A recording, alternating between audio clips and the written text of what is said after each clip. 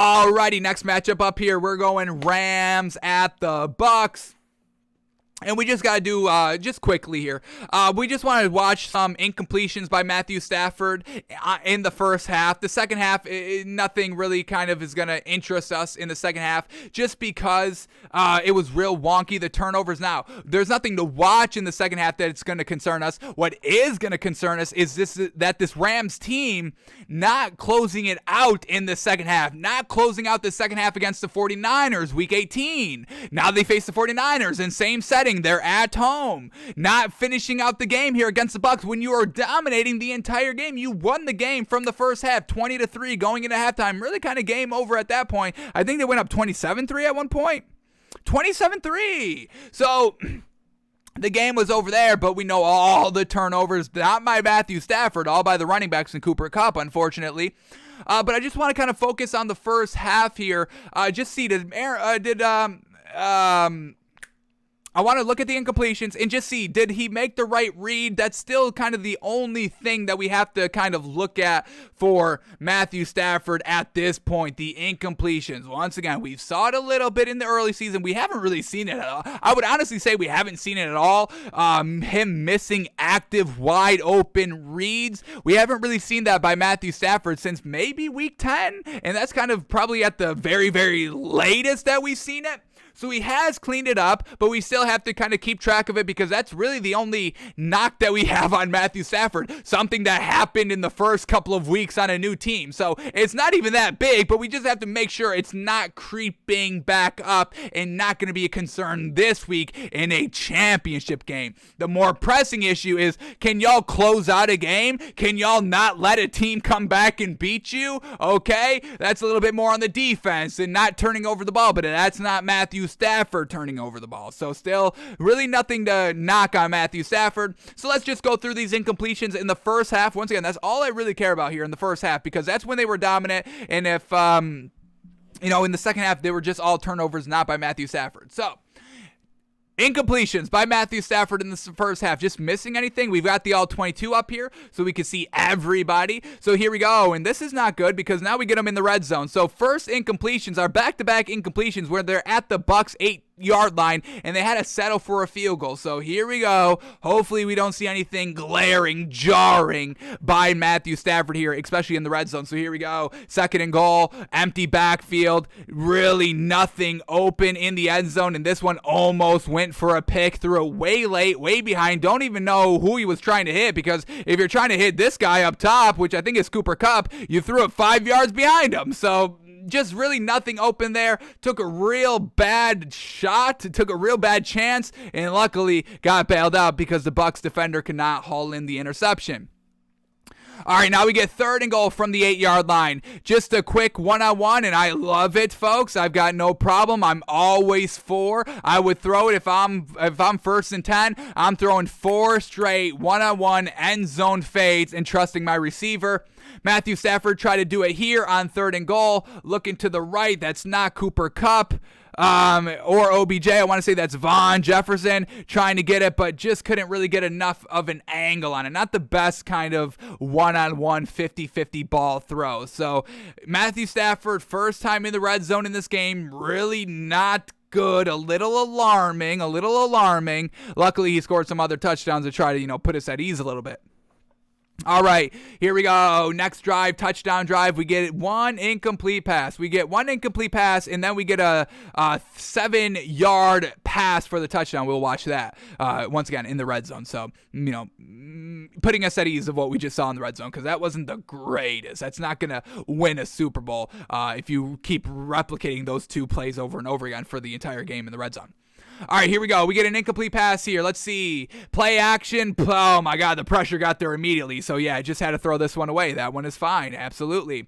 And now let's watch the touchdown pass. It's in the red zone here. Let's see. It's a short pass, and it breaks big, but let's see how it looked here. Matthew Stafford under center on first and goal from the 7-yard line. Bootleg out to the left side. And then, the flip of the hips here. The flip of the hips. This is a Patrick Mahomes-esque type of play, folks. Give give Matthew Stafford some credit. Look at this man turning 360, a little bit of a stunt after the throw because he already knew that shit was cash money. What a pass. I think we'll get a better angle if we take it out of the end zone view, so let's do that. Oh my goodness, what a pass. Can we start giving some other quarterbacks credit for making crazy body twisting throws like that? Sheesh. This is the first time I think we can give Matthew Stafford some praise on that front. So here we go. Let's watch it.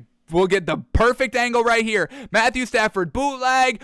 Oh, yeah. Oh, my God. And then the point to the sideline right after, like, yes. Oh, folks, the energy that this Rams offense plays with, they're loosey-goosey because they all believe in each other and they all hype each other up in love when everybody or anybody can get anything great going. Sean McVay, once again, I know I go and say it a lot, but it's the best thing that truly encapsulates this team. Sean McVay in the offseason, introductory press conference on Matthew Stafford, just gushing over the man, truly gushing over him, and that's exactly what you need on a team. Matthew Stafford and Sean McVay's connection, folks, and relationship is absolutely magnificent, and that's the reason for the big-time success here, folks. So, very, very well done by Matthew Stafford right there on this great pass. Sheesh, fantastic.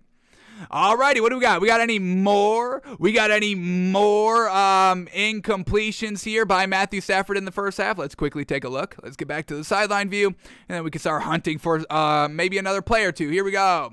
Another touchdown drive. We get no incompletions, but we do have a sack. So let's watch this sack quickly. Why did he take the sack? Here we go. Matthew Stafford dropping back. Nothing really open, and he does go down for the sack. Let's take this one more time. Anything? Oh, yeah, you do got this crossing route. Matthew Stafford's going to have to probably throw this ball, and I know it's going to be congested, but Matthew Stafford, you're going to have to step up and make this throw. You got a crossing route over the middle of the field, decently covered, but you can make the throw. You see even the receiver kind of was like waving his hand at the very end of the play, even though he was probably open 2 seconds before that. So Matthew Stafford, let's try. This isn't wide open, so I'm not going to put that on, oh my God, he missed a wide open read, but these are the throws you're going to have to take. These are kind of the throws that we saw Aaron Rodgers not take. Aaron Rodgers, Matthew Stafford, Tom Brady, Patrick Mahomes, even Josh Allen now, and I know it's crazy to say, but Josh Allen, you need to try and attempt these throws to get him there. You're good enough. You can make these throws. I know they're tight. I know they're tough, but you got to risk it for the biscuit, folks. Aaron Rodgers never risked it. So that's why he's only got one ring. All right, so that was the only blunder on that drive. Then we go to the second quarter where we get back-to-back pass incompletions. All right, this is not what we want to see. But let's see, they're at their own 46-yard line. This is fantastic starting field position. You really have to capitalize on this. I mean, this may be a little inexcusable of not coming away with any points right here. Starting at your own 49-yard line, folks. I mean, come on. You took a minus 3-yard run right before that, knocks you back 3 yards. But man, oh man, you just squandered great field position. You started at the 50 and you got no points. You cannot do that in a championship game. Ask Aaron Rodgers. We see it all the time. All right, here we go. Back-to-back incompletions. First one up here. Matthew Stafford just going quickly here. And this one potentially tipped, but overall just a little bit short. Yeah, seemed to be tipped there and a little bit behind of Tyler Higbee, it looks like. All right, so just an unfortunate play right there. That sets up 3rd and 13. He empties out the backfield here. Here we go. Dropping back to pass. He's going deep, testing it, and just way too high. But trying to give it to OBJ at the first down marker. We love that. Truly slung it there. Nothing else really open. So he takes a shot on the one-on-one at the boundary. That's a good attempt, just way too high. But I give him credit for being aggressive and at least attempting that throw. We didn't see Aaron Rodgers attempt anything like that in this game this week. So that's still a green light. I know it's incomplete, and I know it's punt, and you squandered great field position, but at least you are aggressive. We can live with that. That's fine. All right, what do we got? 2 more drives here quickly. Any more incompletions? Field goal drive. We get 1 pass incomplete, and then he shorts it on 3rd and 14 for only 11 yards, which sets up the field goal. So let's watch these 2 plays, and then we can end it here. So here we go. Matthew Stafford on 1st and 10 from the Tampa Bay 28-yard line. This is pass incomplete. Trips to the left here, dropping back to pass. Wanted to throw, rolling out of the pocket here. Just trying a throw once again to OBJ. One-on-one matchup, at least trying to get it there. This was uncatchable, way out of bounds, but at least taking the shot. And there wasn't really anything open leading up to the escape out of the pocket. I mean, look at this. I mean, this is very well covered. Holy moly. So nowhere to go with the ball. Good read, good decision, and good potential attempt right there. Just probably threw it out of bounds. You probably could have let him. I mean, if he throws it in the end zone, I think OBJ was kind of running like that. So, you know, the connection between OBJ and Matthew Stafford is obviously going to get better as, you know, as games go by, because he got there real late in the season, obviously.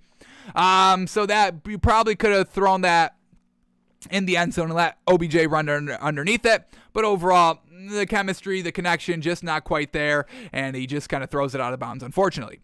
All right, now let's look at this 11-yard pass right here that falls short of the first down, and they have to settle for a field goal off of it. So here we go, and it's just a setup screen, so that's nothing on Matthew Stafford himself. Well done to throw it accurately, in stride, all that. That's the green pass there. So that's Matthew Stafford, folks. We got green flags all around, folks. Truly big green flags all around. Well done, Matthew Stafford. We can buy into him. We just have to buy into Sean McVay in this defense of truly, if you get out to a lead, keep it. Please keep your foot on the pedal offensively, which we know that they can, but please do not turn over the ball, and please do not let the defense squander a big old lead, okay? It's not on Matthew Stafford that we're concerned about. We're concerned about finishing the game. We'll talk more about that tomorrow when we talk through the lines and all that.